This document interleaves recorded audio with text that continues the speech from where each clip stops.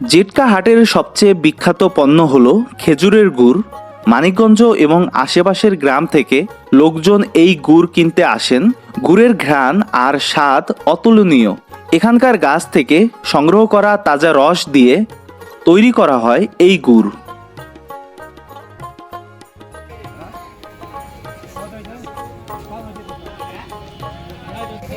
কত করে নিয়েছেন গুড়?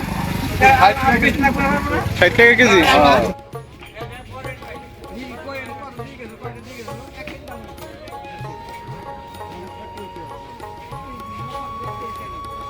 দাদা লাম্বাড়ি গুড় আছে দাদা, লাম্বাড়ি গুড় এগুলো কত করে কেজি?